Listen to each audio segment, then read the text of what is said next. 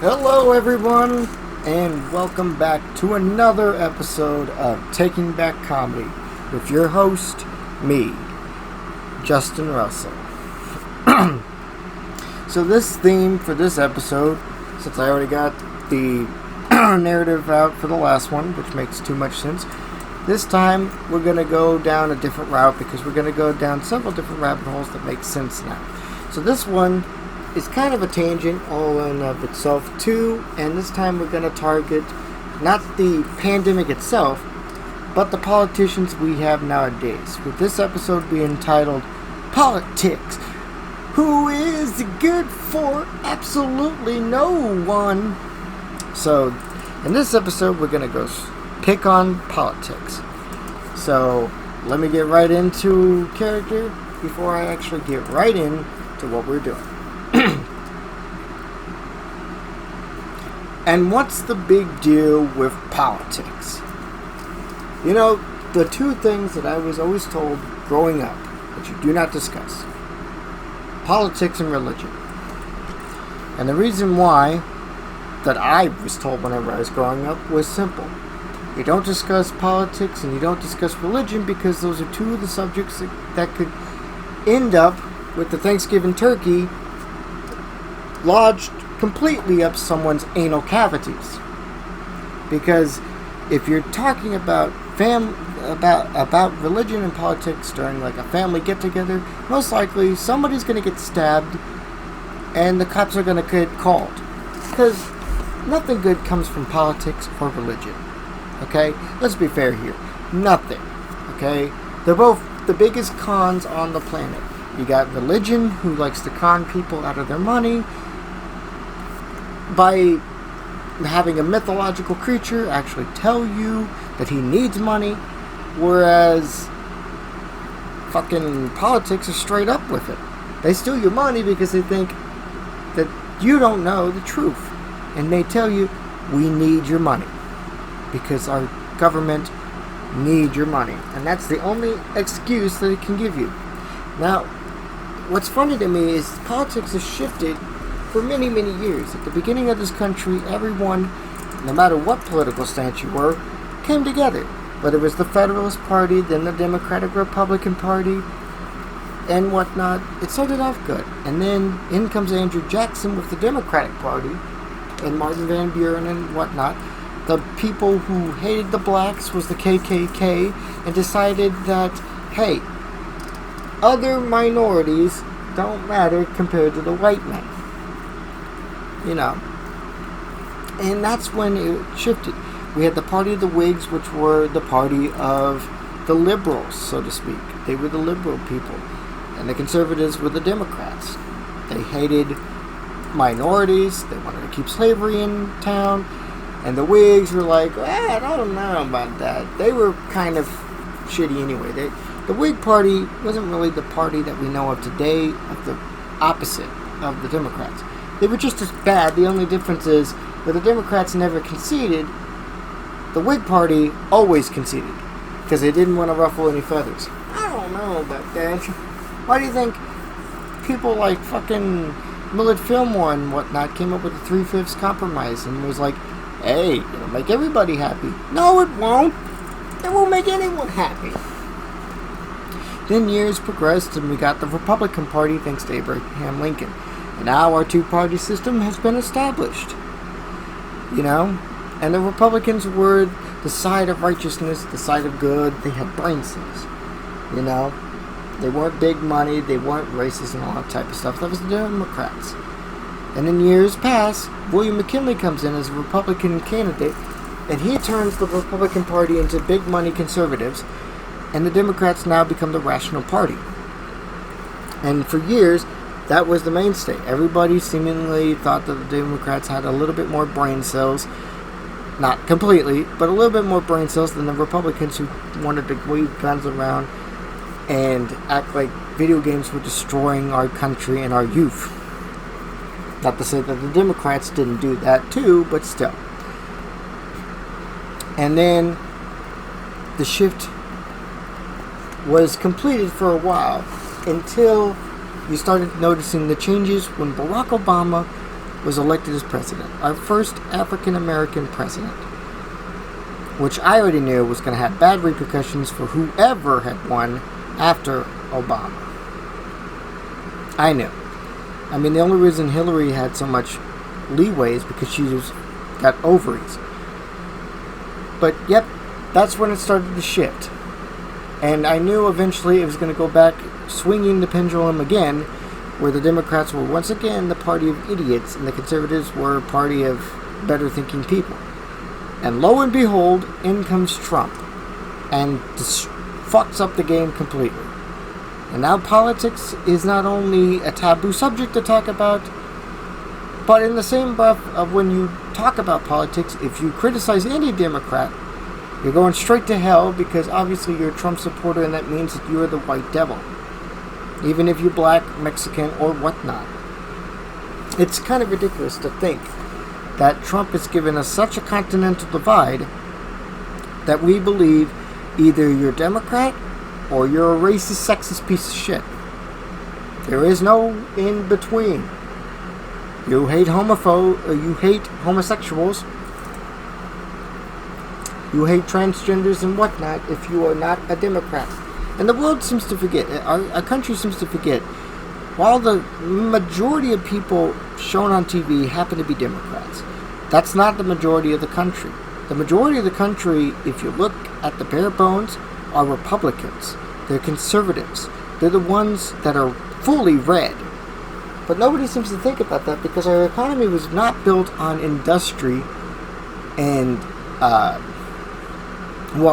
should say, it was built on industry and whatnot, but it wasn't built on actors and activists and all that type of stuff. No, it was built on industry and farmers, agriculture, all that type of stuff. The big business people were not the mainstays for the longest time. And it's ridiculous to assume that the Republicans are just as bad as the Democrats. I mean, granted, both are bad. Because let's look at it from an actual point of view of an actual rational human being. On the far right, we got people who believe that the Constitution should be withheld. 100%. Which I agree with. We uphold our constitutional rights. I get that.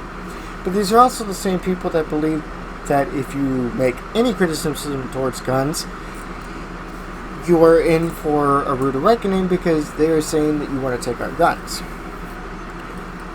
They will scream and hiss and bitch and moan and whine about it, and claim that you are against God.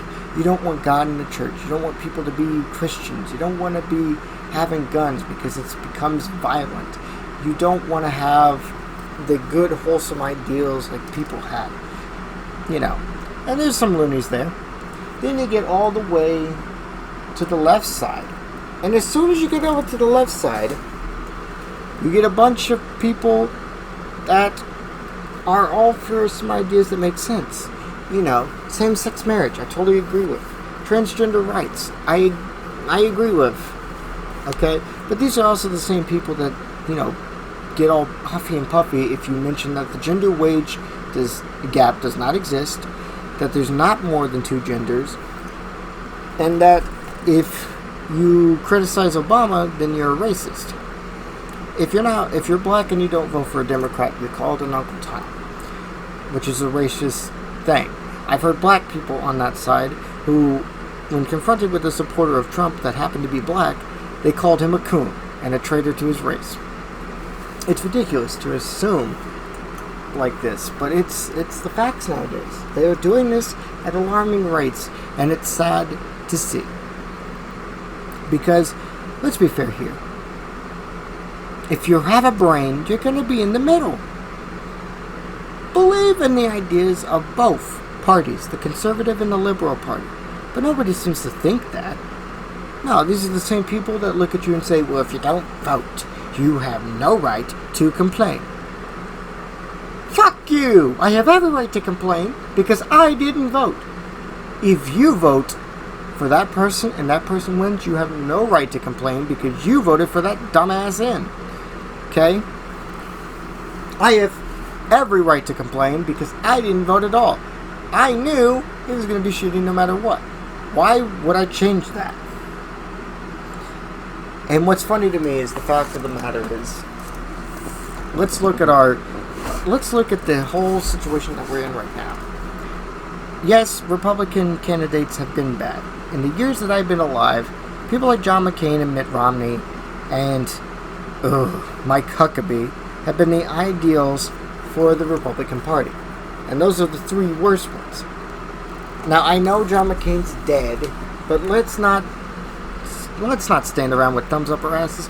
The man was still bad, okay? He didn't do too terribly as some of the other ones did, but he still had problems. He still did stupid shit. And here's the kicker. He dies and everybody is like, oh, well, he was a great man.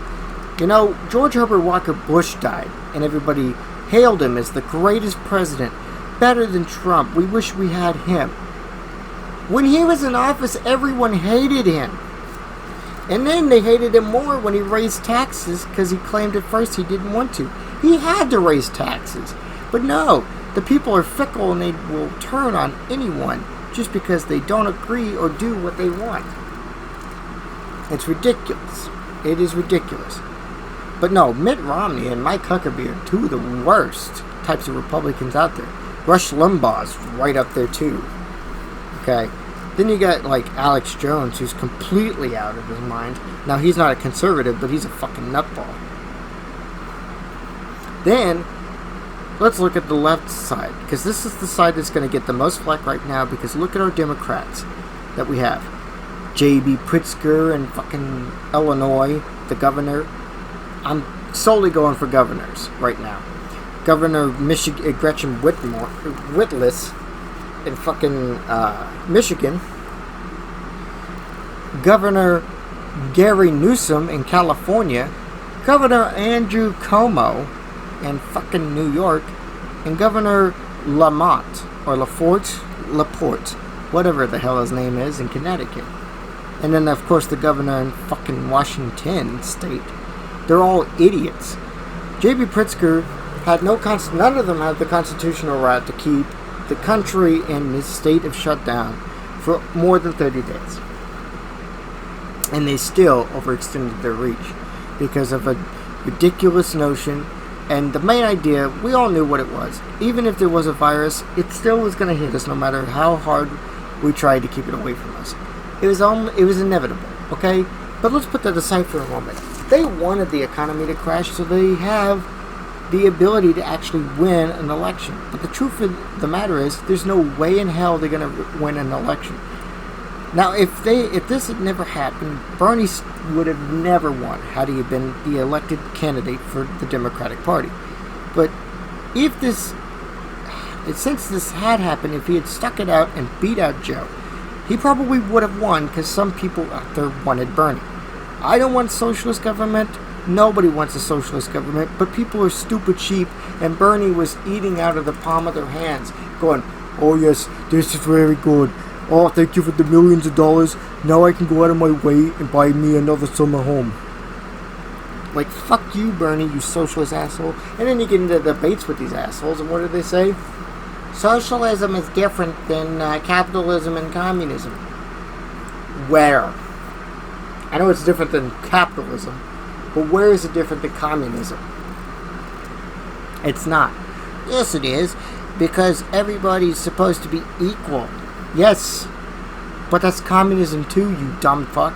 Nuh-uh. Yeah. Huh. Look it up. You all claim to be fans of communism just because you want to hate the country that you were born and bred in because you think, well, things are shitty. Everywhere you go, things are going to be shitty. Okay? And here is the kicker. These people don't even know what socialism is, for one. And two, I got another socialist government for you that didn't work. Would you like to hear it? What were the Nazis? Go ahead. Take a minute. Take a minute. That's right. They were the National Socialist Party of Germany. What's that mean? They were socialists. And what did the socialists do during this time in Germany? Shoved Jewish people in ovens. They easy baked the fuck out of fucking Jews. Adolf Hitler was sitting over there on his high and mighty throne with a little fucking conveyor belt just going, ooh, one Jew, two Jew, ooh, this is getting good. They're turning into pies and very crispy. It's going to be good. That is until America started knocking on the front door and he's like, I can't handle this. I must shoot myself. That was socialism. Okay? He was the German chancellor of a socialist party. But no, Hitler is just the same as Trump. Makes no sense. A man fighting for the freedoms of America, and he's considered a socialist. Yeah, okay. Same thing for Antifa going out of their way to be like, well, we're anti-fascist. You're implementing fascist strategies? How does that make sense? We're against capitalism. Then you're not anti-fascist. You shouldn't call yourself Antifa. You should call yourself Antisa. Or as I like to call them, whiny pussies. Who couldn't get laid even if their fat whale of a girlfriend decided to get on Jenny Craig. But back to the governors I was talking about. They're trying to implement this tyrannical dictator rule because they are pissed that Trump is in office. You guys don't even handle your own straits correctly, let alone shit. And it's funny to me, Gretchen Whitmer wanted the country to stay on lockdown until it was over, and even tried to force her state to lose the constitutional rights that it was gifted. J.B. Pritzker and Mayor Lightfoot, or as we call her here in Illinois, Beetlejuice, who were trying to overextend their reach while not living in Chicago. Yeah, that's right. Pritzker went to Wisconsin to get away from the virus, but still dictating as if he is in Illinois. His ass couldn't stay in Illinois just to help his state out because he was fearful of a non-existent virus. And by non-existent virus, I mean non-essential threat virus, is what I really mean to say. And it bugs me that these governors are far extending their reach. I mean, Gary Newsom had even stated he did not want to have California open until the virus was defeated. I'm sorry, Gary. Does that even make sense in your adolescent, stupid, idiotic, riddled brain? We're gonna fight the virus on the beaches, on the land, in the air, up my ass, at the Golden Gate Bridge. It wouldn't matter. We're gonna fight it and we're gonna kill it. And until we kill this virus and present his body to his wife and kids, California's closed. That's fine. I hope California stays closed for the rest of its godforsaken statehood life. You know why? Nothing good comes from California. Even the Hollywood movies nowadays are no longer good. What happened to the good times? Things have changed so drastically, we need to get him right back on track. And Trump is the reason why we're getting things back on track. Had it not been for shit like that, we probably would have never seen films like Joker come out. Actually good movies, you know, Sonic the Hedgehog and whatnot. And it bugs me that they're trying to control a lot of this stuff. Vote for this person because we voted for him. Oh yeah, what if we don't believe in him? Then you're against America. Okay. But, you know, it's ridiculous that all these people are going out of their way. And then, you know, you have the Democratic nominees. You had people like Kamala Harris who imprisoned her own race on no charge whatsoever, so much so that Tulsi Gabbard had to call her out on that shit. She was the only one on that campaign trail that I was rooting for because she had a brain, she knew how to use it, and she was fucking good at what she was trying to do. A lot of her policies were decent. I wouldn't say great, but they were decent, and I liked her enough, not because she looked good, well, that's not the only reason, but it's because she also was very, very smart and knew what she was talking about. Then you had Spartacus, Cory Booker, who said, and I quote, "I live in the hood. I hear gunshots every day." Motherfucker, you don't live anywhere near the hood. You know where you live? In a cozy little white neighborhood, because you're not even black. Cory, you're white. You're whiter than white. You're whiter than rice. You may have the skin tone of a mixed man, but you ain't black, homie. You are not black.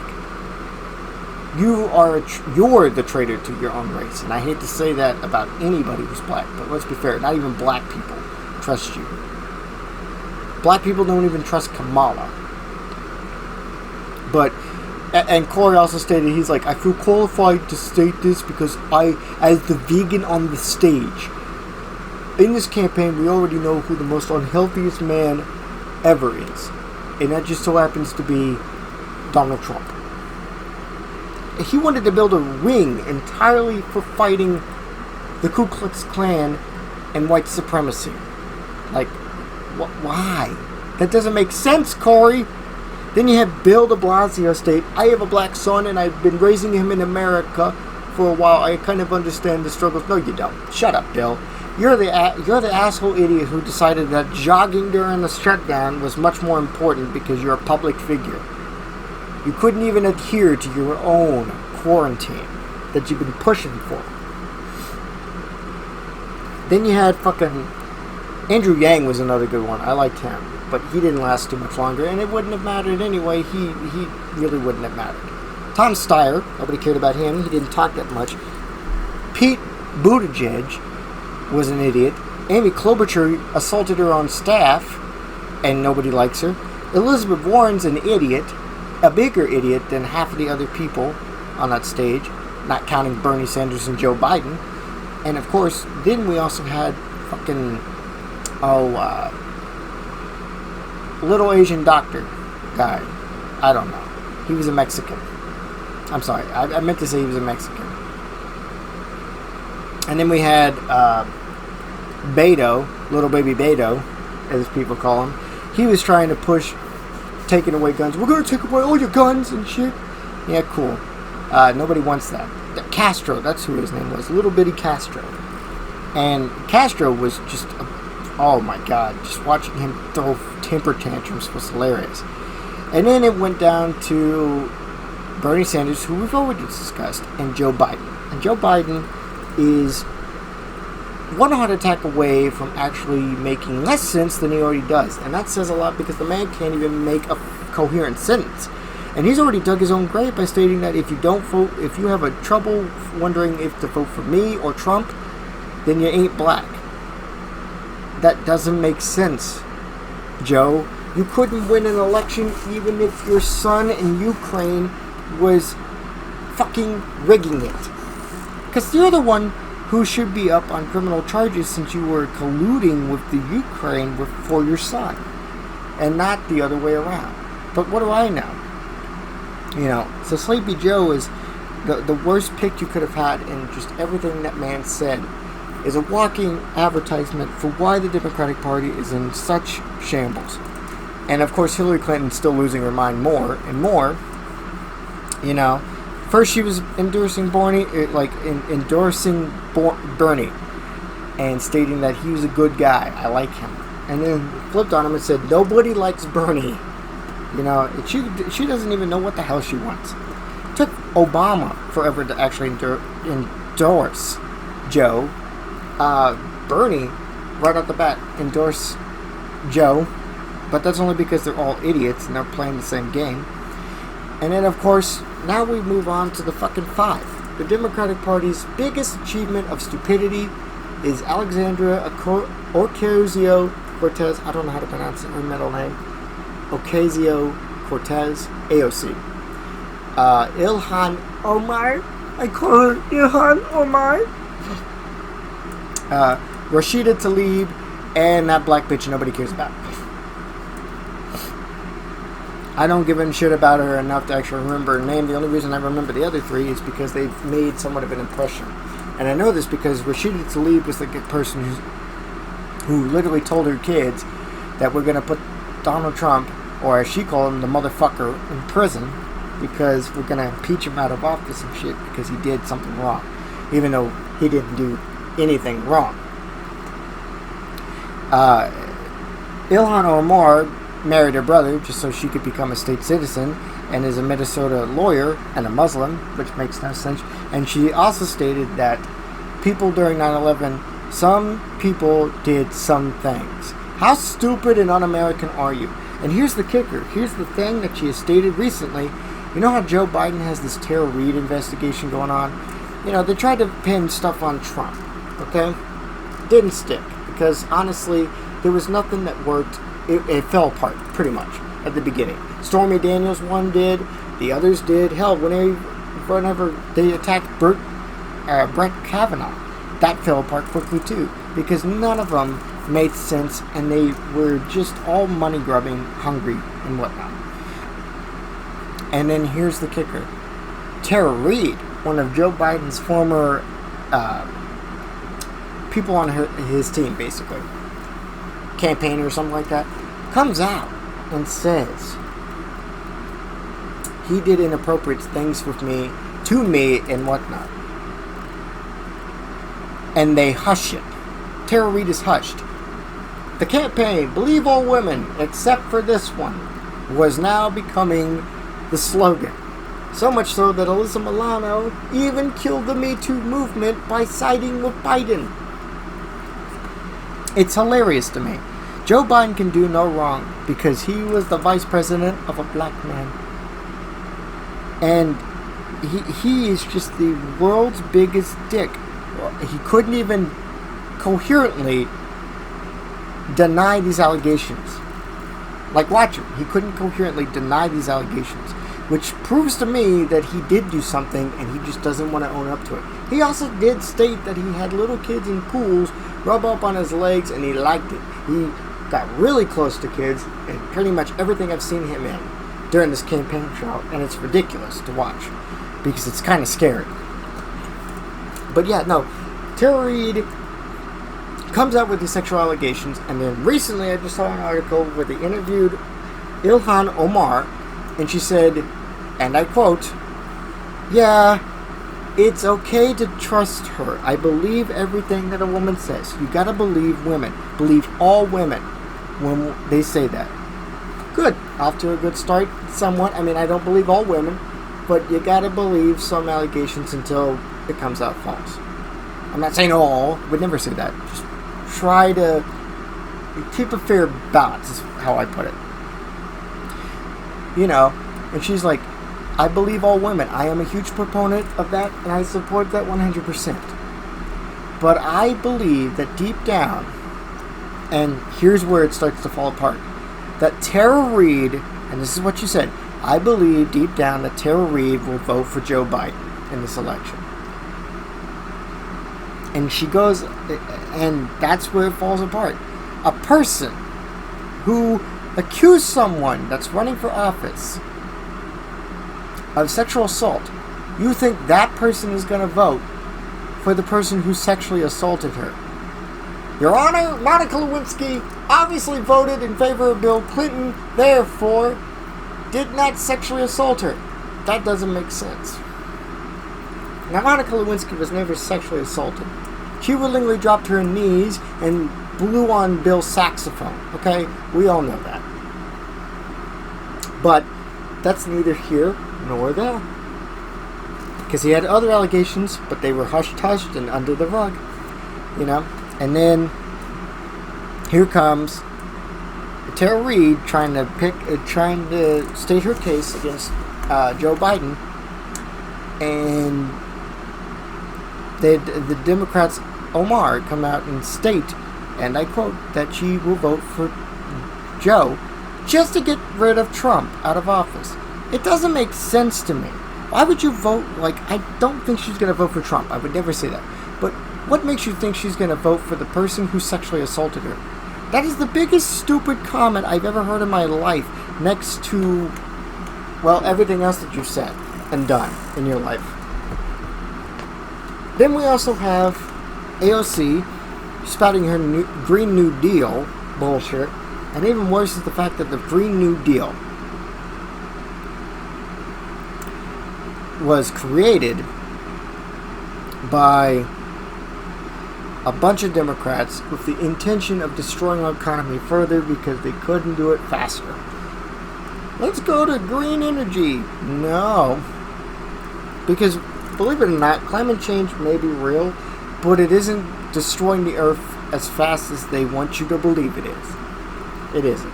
It's going the same amount of rate as it has been for millennia before we even introduced fossil fuels to our economy.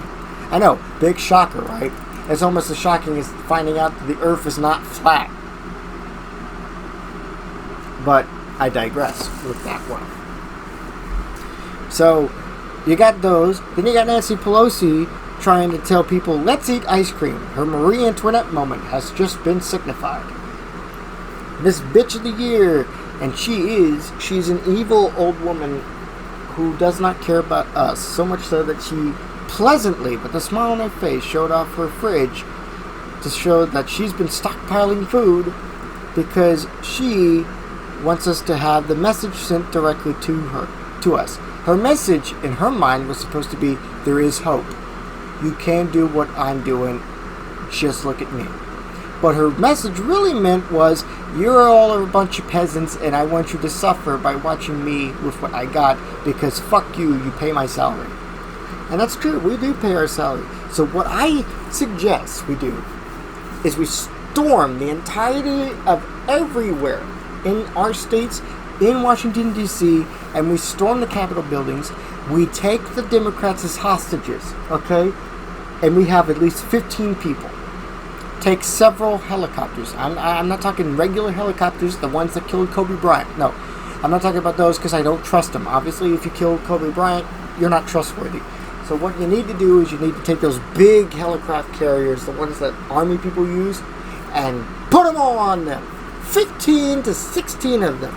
Okay? With 16 people controlling and piloting them. And you take all those Democrats and you bring them over to Cape Canaveral. You build a big-ass fucking rocket ship, okay? And you send those people into that big fucking rocket ship. You give them enough food so they can survive on the trip there, okay? And you ship that fucking rocket ship all the way to the moon. So that way, they can live on the moon. They can build their own economy on the moon, okay? They can have their new Green Deal. They can have all this other shit that they want. They can do that on the moon. They can build their own society on the moon. They'll have sex with each other, creating new different babies, different races, having sex with the Martian moon people. I don't care. And they'll create their own race. And they'll have their own country, their own world, up on the moon for everyone to see. And then, when it's all said and done, and the country starts getting very prominent up there, that's when it starts to change. Just a little bit, okay? And it pledges a war against us because they do not agree with what we are doing. Because we are heathenistic pigs who don't believe in the sciences that they've found in reality. How dare you disagree with flat earth? How dare you disagree with the fact that there's not but two genders? How dare you disagree with the fact that all men are sexist pigs, especially if they're white and straight? And then they wage a nuclear war on us. The only problem is the nuclear weapons don't make it even out of the fucking atmosphere. While ours are loaded in cannons and shot directly into the center of the moon. Of course, it doesn't end like that because we don't blow up the moon, we need it. So what we do is, we send them a peace treaty. And the peace treaty is a big piece of paper that says, fuck you. And everyone on there just gets riled up and continues to fuck and make more democratic sewer babies. And that country just gets overpopulated with a bunch of evil people to the point where they actually see the evil in themselves and start killing each other off viciously one by one until there is none left. And the people on the moon just disintegrate and die. And then we look back here on Earth and we sigh a great breath of relief, knowing that the evil that we have had in our country is gone. It's finally over. That is for the time being until the years progress and we ourselves start to change and re-evolve and reevaluate our thinking and reevaluate all that stuff and really think about what they were probably progressing with. A few of us change from the norm. A few of us actually get away from what is considered good and go back down the same routes that they had, you know? And eventually it starts to progress. And then it starts to get worse. It's no longer just seatbelt laws. You have to wear your seatbelt. It's no longer you can't smoke in restaurants. It's no longer the fact that you have to use certain pronouns when it's transgender people. It's much worse than that. Now you can't call a dolphin a dolphin. You have to call them fish species that are better than men. And you can't call dogs. Oh, I'm sorry, you can't call dogs bitches. You have to call them canine creative best buddies. And it keeps going and going until eventually we get sick and tired of it. We build another rocket ship and we send them to the moon again. And as you can tell, after doing this, one person eventually sees the pattern that's progressing. It's the circle of life once again. We go through this once again. And then eventually it gets to that point where this person decides nothing is going to change technically. So this man gets in his laboratory and builds a ginormous hydrogen bomb. And he sets it up in the middle of the Earth because it's big enough that it actually eclipses the atmosphere. And its tip is probably so close to the moon, it could touch it and juggle the moon's nuts. And the man just sucks the hydrogen bomb off and kills everything on Earth and the moon, leaving us to realize the errors of our ways. And with that being said, the collapse of Earth comes. Everyone on the planet is dead. There's no such signs of life. There's no movies. There's no TVs. There's no video games. There's no card games. There's no board games. There's no wrestling. There's no basketball.